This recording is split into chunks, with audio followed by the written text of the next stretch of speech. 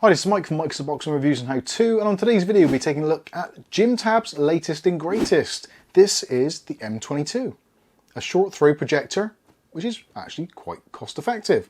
Keep watching to find out more.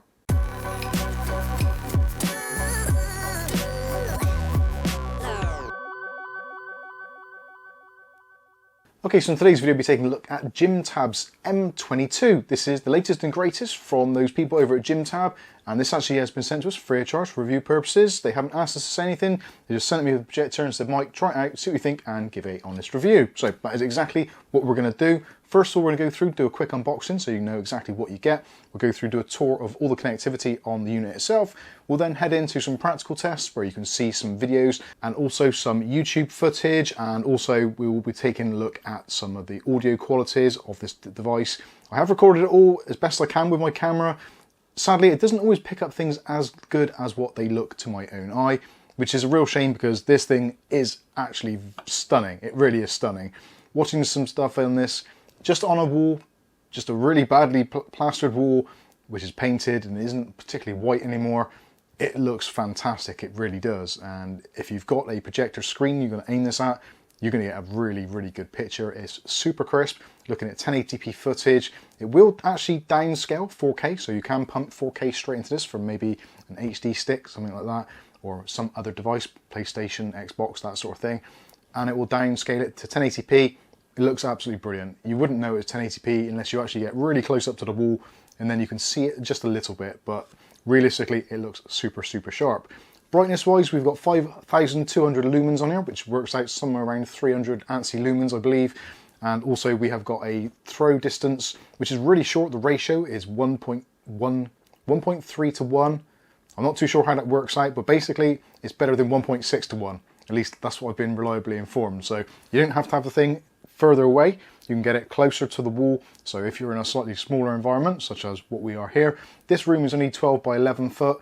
It's tiny. So realistically, you need to be able to put this somewhere where you don't have to have it too far away. So I can have this somewhere in the region about 5-6 foot away from the wall and get something like a 60-inch image on the wall, which is absolutely fine. You can project up to 100 inches and more, depending obviously on your lighting characteristics and basically how big a wall you've got to project on. Anyway, with that said, let's get into it.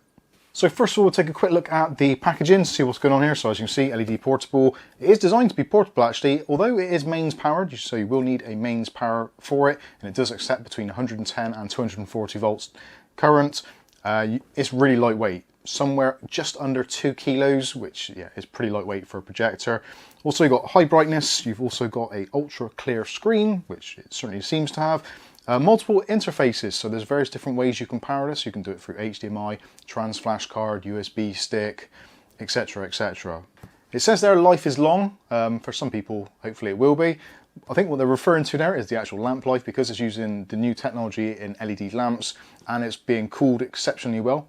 Inside the unit there is actually 2 fans, one taking in cool air and the other one exhausting warm air, just to keep that light bulb a little bit cooler and give it some more longevity. So that's really good, so you don't have to replace bulbs, that kind of stuff. And also you've got high quality acoustics, so you've got a 5-watt stereo speaker in there, which actually does sound pretty decent. That's pretty much it for what's on the box, other than obviously it does tell you there is going to be a visual feast. So let's look at the rest of the accessories. So first of all, in the packaging we've got the mains plug. So this is a 13 amp wired plug, and also you've got a kind of kettle lead style on there. So if you want to, you can actually buy these in really long lengths, up to kind of 10 meters or more. So if you do want to fix the projector to a ceiling mount, that kind of thing, you can just replace this very easily, or just get an extension lead. But yeah, easily available on Amazon. I'll maybe put some links for those in the video description below. Next up, we've got an HDMI cable. So usual deal, 1.8 meter HDMI cable, absolutely fine. There is a old school adapter, as I like to call it. So this is basically taking a kind of TRRS type connection and splitting it into your old school AV inputs. So you've got your audio, left and right channels, and also you've got your composite input, or is that S-video? I never get those right. I'm pretty sure it's composite, but yeah, if you've got some older device, maybe a Wii, that kind of thing, old PlayStation, those types of devices, then you can use this to connect up to your projector. Next up, we've got our remote control. So this is pretty much a standard deal you get with these types of devices these days. So you've got your usual things: on, off, mute, fast forward, rewind, etc, etc. There is a kind of slightly fluorescent type design here. So when this gets subjected to light, this will be slightly luminous in the dark, not a great deal, but a little bit. Opening up the back is pretty simple. There is a little slot on the side there, so you just get your fingernails in there if you've got any, and you can pull the battery compartment off. Inside, normally you would put in 2 AAA batteries. They don't come included, so you will need to get some of those. I'll put some links for those in the video description also if you need to get any of those. That just snaps back into place, so yeah, pretty cool, pretty nice remote actually, nice grip to it. Next up, there is a lens cleaning cloth, or I guess you could use it for cleaning anything really, but it's actually a very nice cleaning cloth, so that's going to keep the lens nice and clean if it gets dusty, dirty, grimy, etc. Maybe your cat or your dog gets a bit interested and starts sniffing at it and leaves nose prints on it, then you can use your cloth to remove those nose prints. And last but not least, we've got the instruction guide or user manual, however you want to look at it. It's in English, which is always useful, especially if English is your native language. And it goes through in quite a lot of detail, showing you what all the parts do, how to connect it, input sources, etc. A bit of troubleshooting, how to set up the Wi-Fi connection, which is something I haven't mentioned yet actually. This actually does support wireless connectivity and phone mirroring or screen mirroring from either your Android or iOS devices, and it will support both 2.4 GHz and 5.8 GHz signals from mobile phones for that screen sharing technology, which is absolutely brilliant. Obviously, when you do that, you can connect it to your Wi-Fi, etc., etc.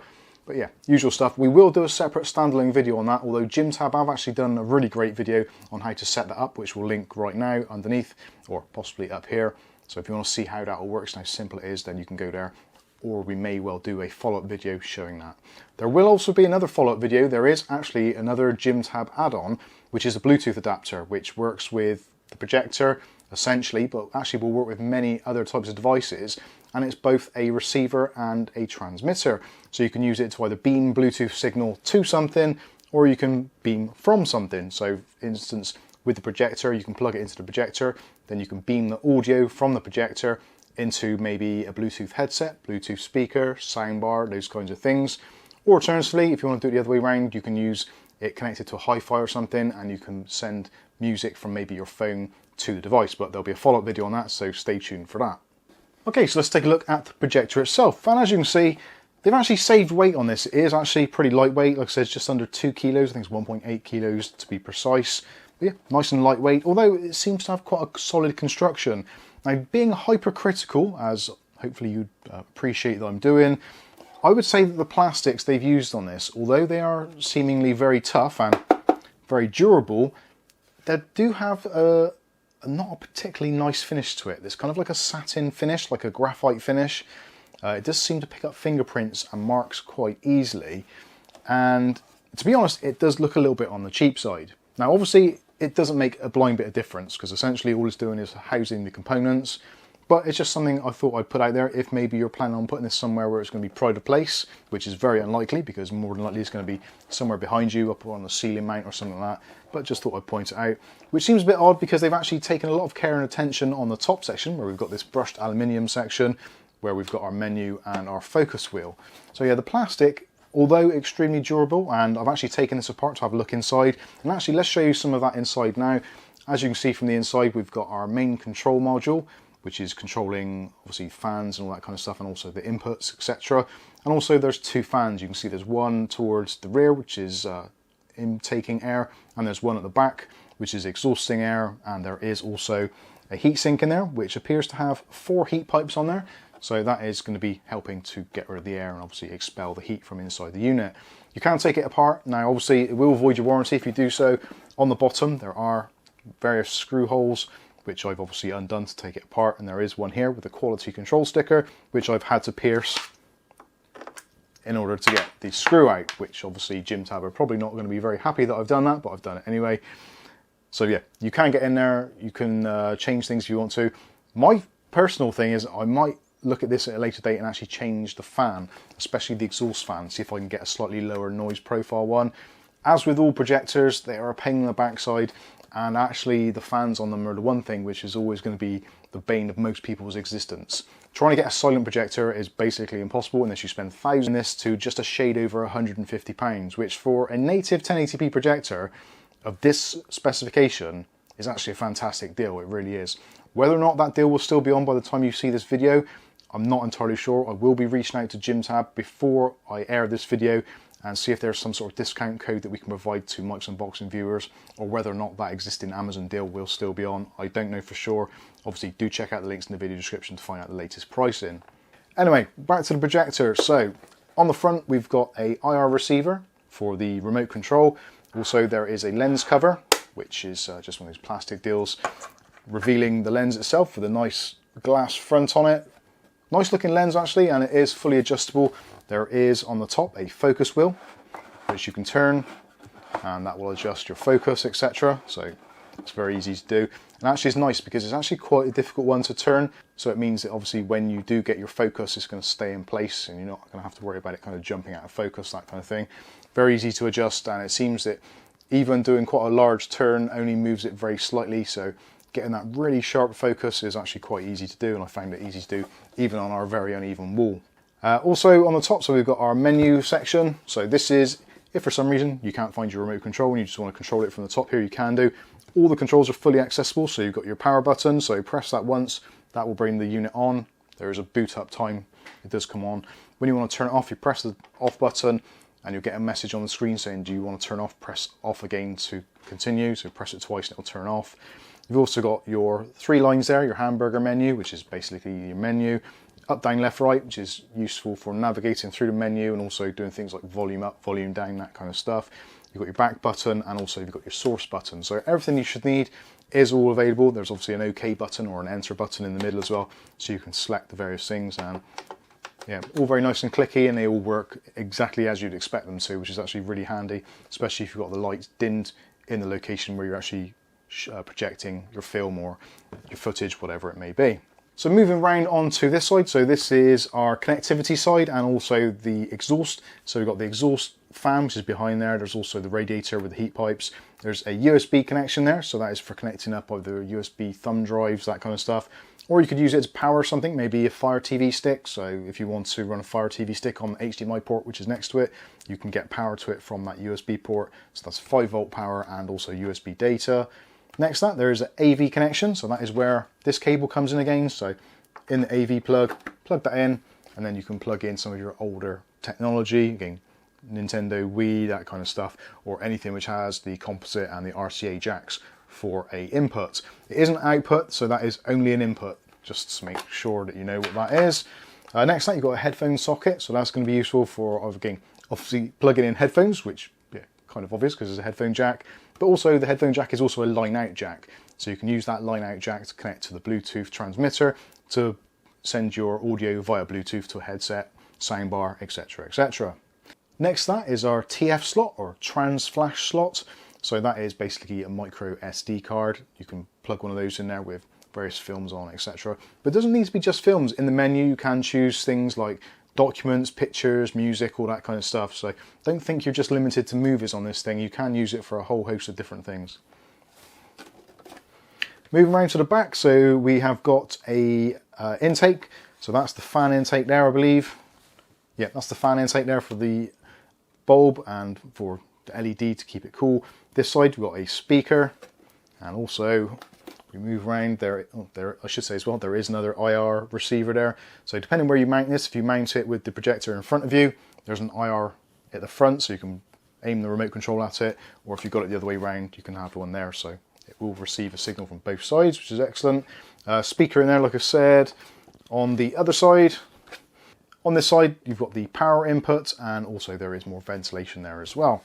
So I think that is pretty much it for a tour of the unit itself. You've got the rubberized feet on the bottom, which I probably didn't point out earlier. And also there is some adjustment as well. So if you want a little bit of height adjustment to aim the projector up slightly, there is a thumb screw there, so you can adjust it to raise it up slightly or lower it. Which is actually a really handy thing, because this does also have a feature which not many projectors have, especially at this price point, and that is the automatic keystone correction of up to 50 degrees. So you're probably thinking, well, what's keystone correction? So when you transmit or produce an image onto a flat surface, if the actual unit isn't completely flat with it, you get what is called keystone. So you get, basically, it's not a square image, so it kind of flexes. Sometimes it's kind of out like that. it just doesn't look right. So it's kind of a skewed image.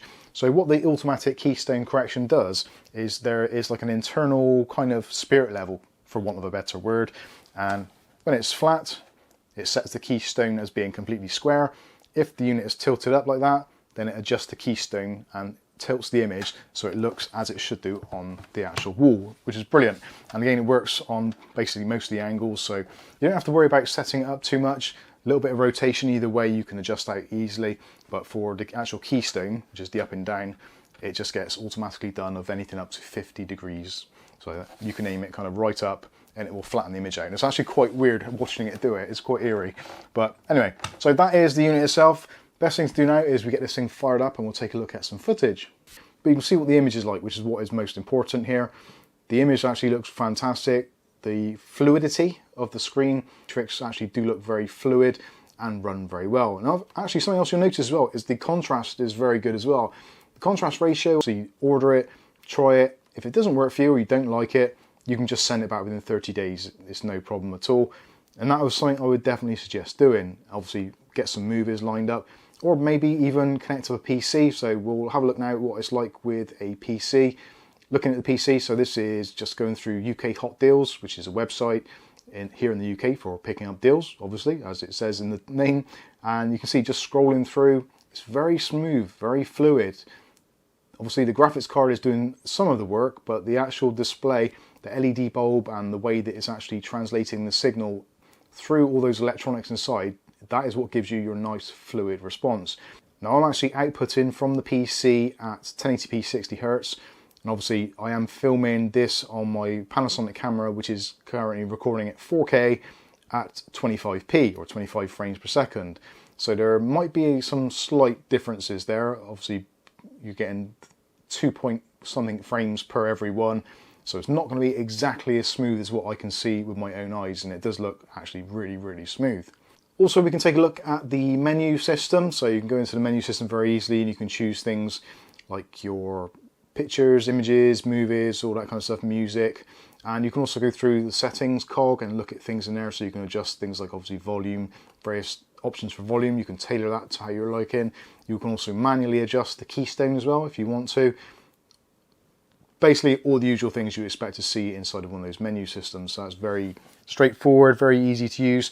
That is the one thing about a projector, you want it to be easy to use. If it's not easy to use, you'll get frustrated with it very quickly and it will end up staying in the box for the rest of its life. This is actually really super simple. It's very obvious what everything does. The remote control is very straightforward. Fast forwarding and rewinding is all on different buttons, so you don't have to worry about having to remember to press and hold buttons.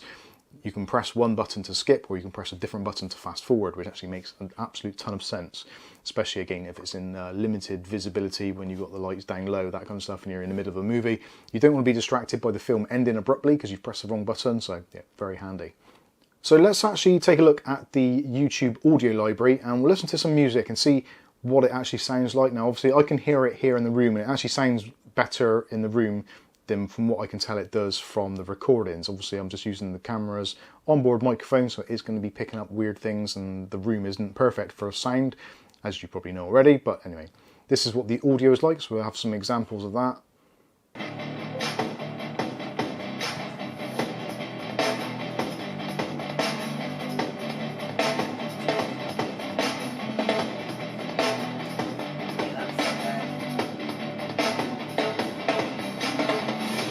Okay, so the last bit, we'll take a look at some YouTube footage. So this is our good friend Mike from Ultimate Tech Hub, and this is one of his recent videos on home networking, and I strongly suggest you check out his channel. Links will be in the video description also. And also, I should say thank you, Mike, for allowing me to use your footage in this video. Although technically I haven't asked you yet because I've recorded it already, and I'll ask you post-haste, but anyway. So you can see, colours look awesome, really nice footage. It just looks fantastic, and watching YouTube videos on a big screen really does make a massive difference. And again, the colours and everything look great, the sound quality is awesome, fantastic little projector. Okay, so there you go, let's wrap this one up. So ultimately, looks good, sounds good. There's very little to actually complain about this. My only minor complaints would be the finish of the plastic, no big deal, and possibly some people may find the fan noise slightly intrusive. realistically, it's part and parcel of what these projectors are all about. But if you want a 1080p native projector which has automatic keystone correction, has a fantastic image, and is visible very easily in both light and dark situations, this I think is definitely worth a look. And if the special offer is on with that reduction in price, then that is even better deal. So let me know what you think about this one in the comments section below. Thanks again to JimTab for sending this one to us for review purposes. If you've got any comments or questions, you know where to stick them in the video description below. But in the meantime, I've been Mike. This is Mike's Unboxing Reviews and How To, and hopefully we'll catch you in the very next video. Thanks for watching.